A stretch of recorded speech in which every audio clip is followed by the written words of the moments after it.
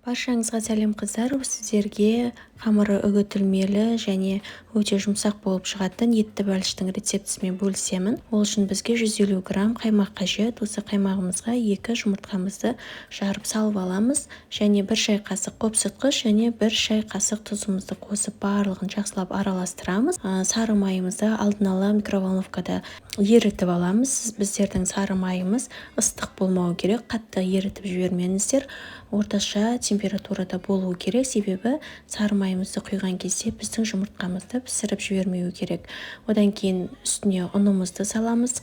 Қыздар, барлық керек заттардың барлығын мен описание бөліміне жаздым. Сол жақтан қарап, алдын ала өздеріңіз өлшеп, дайындап, көз алдарыңызға дайындап қойсаңыздар, осылай бірінен кейін бірін ыдысыңызға салып жасай бересіздер. Өте оңай жасалуы. Біздің қамырымыз дәл осы мен айтқан граммдармен өлшеп жасасаңыздар, сіздердің қамырларыңыз өте жұмсақ болып шығады. Осы қамырымызды пакетке салып 30 минутқа холодильникке қойып қоямыз. Сол аралықта біз ішіне салатын салмасын дайындаймыз. 400 грамм тартылған етімізге 2 картошкамызды қосамыз және 2 пиязымызды қосамыз. Қыздар, менде картошка мен пияздың көлемі кішкентай болғандықтан мен екеуінен де 3 штуктан қостым.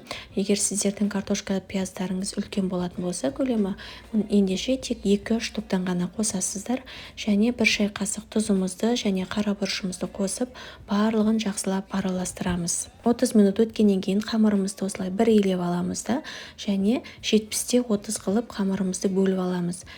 Көп бөлігін біз астыңғы бөлігіне жаямыз, ал үстіңгі бөлігін осылай пакетке салып қойып қоямыз, себебі кеуіп қалмауы керек. Одан кейін астына ұн сеуіп, осылай астыңғы бөлігін пирогтың жайып шығамыз. Егер қамырларыңыздың асты жабысып қалады десе, ұн сеуіп отырып жайсаңыздар болады.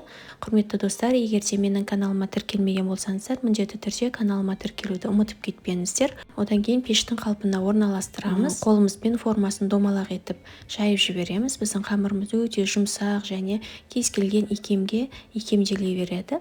Одан кейін ортасына салмасын саламыз. Барлығы бір тегісті етіп қолымызбен жайып шығамыз. Одан кейін екінші қамырмен бәлішіміздің бетін жауып тұратын үстіңгі бөлігін дайындаймыз. Барлығын осылай қамырымызды фарштың үстін жауатындай етіп жаямыз және оны орналастырамыз. Осы орналастырған кезде екі жанын самса түйген секілді ирек формада түйіп шығамыз. Бір жұмыртқамызды жарып, оның үстіне 2 шай қасық сүтімізді қосып, барлығын бір тегісті етіп жағып шығамыз және ақ күнжіт пен қара күнжітті осылай қосамыз. Біздің пешіміз қызып тұруы керек, яғни осы қызып тұрған пешімізге 180 градуста 40-45 минут пісіріп аламыз.